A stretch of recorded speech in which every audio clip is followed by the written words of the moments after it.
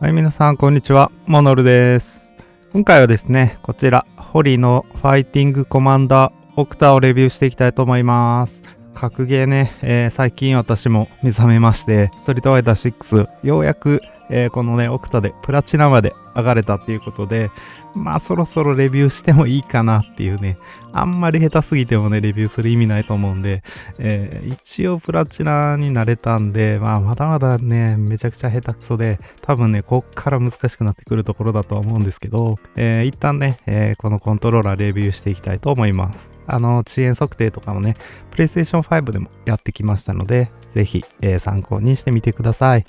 この動画が参考になったと思ったら、高評価とチャンネル登録ぜひよろしくお願いいたします。はい、そしたらね、簡単にスペックの方をモノールの方でね、見ていきたいと思います。対応機種は PC と PS5、PlayStation の公式認定コントローラーになってます。有線接続のみに対応していて、スティックはね、接触式のスティックになっています。スティックの重さは 55g フォースで、PC の有線遅延が 3.7ms、PS5 の有線遅延が 67.63ms、ボーリングレートはね、125Hz って書いてあるんですが、これは実測値でね、実際の中身のボーリングレートについてはちょっとわからないっていうところになってます。本体重量は約 230g ということでした。現在ね、Amazon で最安5745円で販売されています。はい、ファイティングコマンドオクターですけど、箱以外にはね、このように最初からつながってしまってるんですが、こちら、USB ケーブル 3m になってて非常に長いケーブルがついたコントローラー本体と、接続方法について書かれたね、簡単な冊子っていうのが1枚ペライチで入ってます。はい、これだけですね。はい。という形になります。本体ちょっと見ていきたいと思うんですけど、スティックがね、左側だけについていて、このように8方向にね、ガイドが入ったスティックになってます。十字キーっていうのも、かなりね、小型で格ゲーにね、特化したような、十字キーとスティックになってます。スティックについてはちょっとね、変わったところがあったので、後で見ていきたいと思います。LB、RB と L2R2 はね、これ、ボタン式になってます。アナログトリガーではないですね。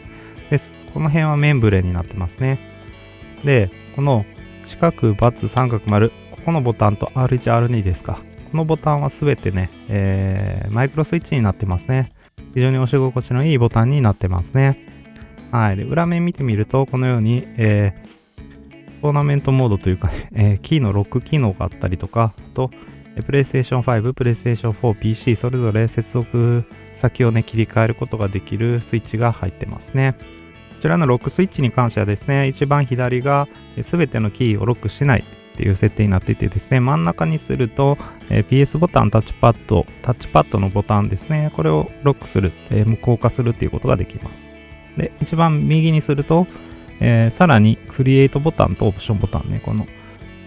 左右のボタンもロックするっていうことになります。ロックされているとこの LED が光るっていう仕様ですね。なんでこれね、特にプロゲーマーなんかはね、これを使ってね、誤作動を起こさないようにするということができますね。まあね、私はこれ特に使わなかったんですが、そういう便利機能もあるみたいです。また一応ね、オーディオジャックっていうのもついてます。ただこのオーディオジャックに関してはね、ものすごく音質が悪いので、全く使い物にならないと思った方がいいと思います。あとはね、ボタンの配置ですが、左側が R3、L3、L2、L1 で、正面に R1、R2 っていうね、ちょっと特殊なボタン配置になっています。ただこれはね、PC の方でソフトウェアでね、設定を変えることができます。そしたらね、その設定ソフトウェアの方も見ていきたいと思います。はい、こちらがね、ホリデバイスマネージャーっていう設定ソフトウェアになります。これをクリックすると、プロファイルがね、4つ選択できます。プロファイルの編集ってやるとですね、ボタンのマッピングを変えることができます。私はね、この、R1、R2 ボタンっていうのを使わなかったのでね、まあね、割とね、ここって親指をこう動かして押さなきゃいけなくて移動距離が大きいので、とっさに押せないボタンになっちゃっているので、私はね、格ゲー、ストロークやるときもね、6ボタンをあんまり使わなくてですね、4ボタンで使ってました。なので、このようにね、ここはスティックの押し込みボタンに割り当てちゃってですね、普通のコントローラーですね、順コンとかと同じような配置に、変更して使っていました。こういうね、ボタン配置を変更してやれば普通のコントローラーとしてね、使うことができます。あとはね、十字ボタンの設定ということで、十字ボタンの入力感度っていうのを設定することができます。よく見るのはね、上入力を誤爆しがちなので、こういう風にね、上入力をちょっと減らしてやるっていうね、設定をしている方はね、見えますね。私はこれもね、普通に全て標準のこのバランス入力モードっていうのをオンにしてね、通常の感度で、遊んでましたが、確かにジャンプがね、たまに誤爆するっていうことがあったので、ここはね、突き詰めたらね、もうちょっと調整した方がいいのかなっていうふうに思いました。設定できるのはこれだけですね。なので割とシンプルなね、設定ソフトになってるかなと思います。はい。で、最新ファームウェアのバージョンは 1.3.5 っていうことですね。なので、これでね、検証とかは行っています。はい。そしたら、ホーリーファイティングコマンダーオクタのね、ゲームパッドテスターでの動きっていうのをちょっと見ていきたいんですが、これね、今普通に入力がね、ちゃんと認識されてるんですが、十字キーに関しては普通ですね。で、スティックをちょっと時計回りにぐるぐる回してみたいと思います。はい、これスムーズにね、動かしてると思うんですが、なんかカクカク動くように見えると思います。このスティックね、上下左右のところだけちょっとね、なんて言うんですかね、デッドゾーンがあるみたいな感じで、なるべくね、上下左右にしっかり入力されるように設定がされています。なんで、上からちょっと横に動かしてもね、あんまり動かないっていうね、ちょっと特殊なね、スティックになっているっていうことがわかりますね。新エンドチェックなんてのもやってみるとね、かなり面白いんですが、まあ相当ね、新エンドは低いっていうか、かなり、そうですね、まあ、斜め上にあると 0.87 とかなんで、相当ね、ほぼ真四角に近いような感じですかね。ところですね。こうやってね、なるべく上下左右に強く反応させることで、上への誤爆っていうのを減らすような工夫がされたスティックになってますね。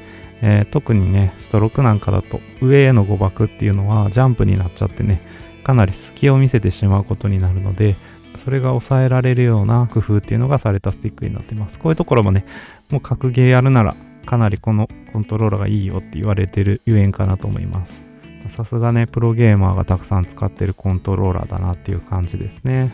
はい、それで、ホリファイティングコマンダーオクタの遅延についてですね、計測してきました。PS5 の方からまず見ていただきたいんですが、こちらね、すでに以前、コンバータのね、Wingman FGC2 ですね、ブルックの、コンバータを紹介した時にお出しした、グラフになってるんですが、ホリファイティングコマンダーオクタね、デュアルセンスエッジと全く遜色ないっていうかね、すべて同じフレーム数で収まるような遅延でした。なので、かなり速いね、PlayStation 5で使っても相当速いコントローラーって言えるかなと思います。アケコンのね、一番速いモデルとかね、いわゆるラズベリーパイを使ったアケコンなんかに比べるとちょっと遅かったりはしたんですが、まあね、かなり速いかなっていうところですね。アケコンに比べたらね、ちょうど、毎回1フレーム遅れるっていう形のね、結果になっているので、そこが気になる方はね、PlayStation 5接続だとね、やっぱアケコンの方が遅延という面では優れているのかなっていうところですが、PlayStation 5は元々のね、遅延っていうのがかなり大きくあるので、どれだけ短くても50ミリセカンド以上っていうね、遅延が発生していますので、そのあたりね、考えるとそこまで大きな差ではないのかなっていう気がします。はい、それで PC 接続時の遅延についてもですね、いつも通り、ゲームパッド LA さんが配布している GPDL っていうソフトウェアを使ってですね、電子回路を接続して計測を行いました。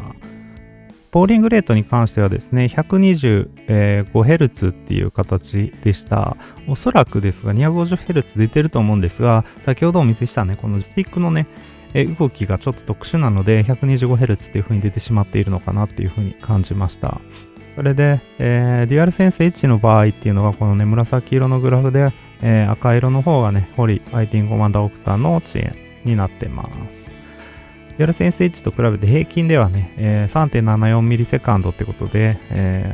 4.35 ミリセカンドのデュアルセンス H よりも速いっていうことなんですが、ただね、分布見てみると横幅が広くてね、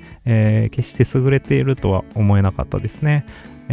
PC 接続に関してはね、やっぱりデュアルセンス H とかの方が優れているかなっていうところなんですが、値としては相当優秀な値ですね。最大でも、6.14 ミリセカンドですか。なので、ほぼほぼね、気になるような値ではないかなと思います。60fps のゲームですね、ストリートファイター6なんかだとね、1フレーム遅れるってことはほとんどないような値なので、ほとんどね、気にする必要のない、値かなっていうふうに思います。はい、そしたらここからね、私の拙いですね、ストリートファイター6のランクマッチを見ていただきたいと思います。最初の方はね、ちょっと音声入りでプレイしてた時のやつを流したいと思います。うわ、また残儀かよ。ほんま苦手や。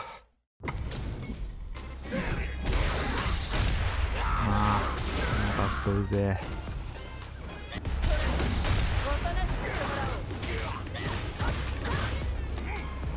すいませんでした。ああ、それは無理。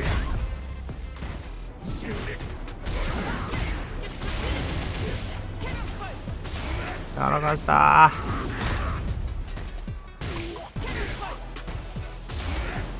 ここ数辺のエグ。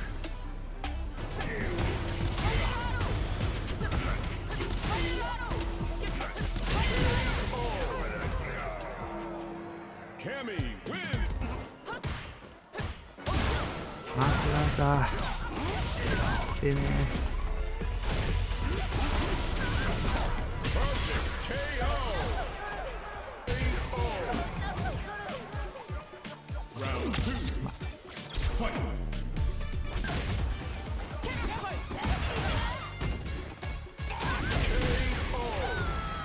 マジかよ。うまい。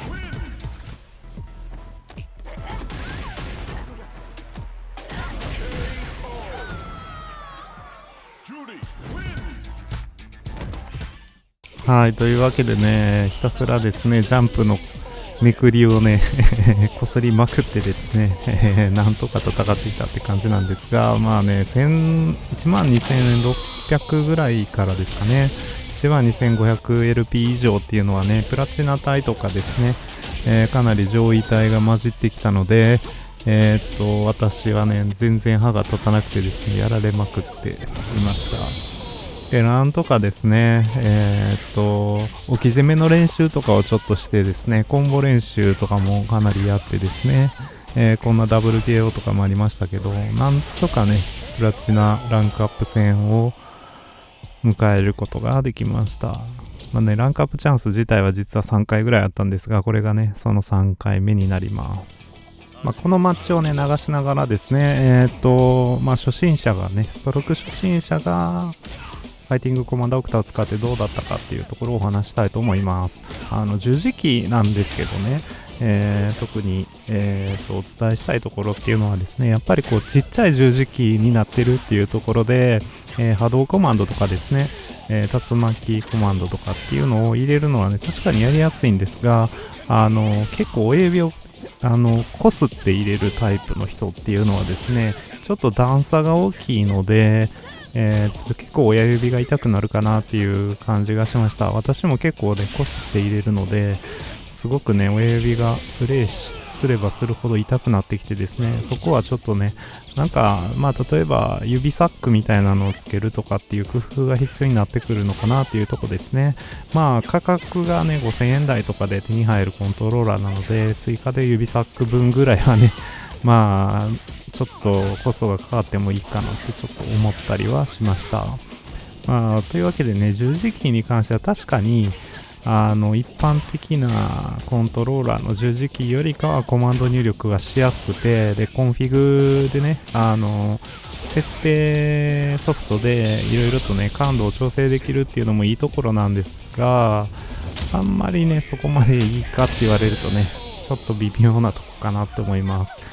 ビクトリックスのガンビットとかですね、プロ BFG についてる十字キーの方が私は好きだったっていうところですね。ただ慣れればね、この十字キーでも小さな入力で擦らずにね、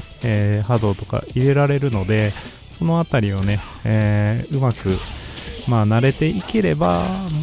痛くないようにね、使っていけるのかなっていう気はしました。ボタンに関してはね、すごく入力はやっぱりしやすかったですね。かなり軽く入力できるマイクロスイッチっていうことで、かといってね、誤爆もほとんどせずに、しっかりとね、入力っていうのができたかなと思います。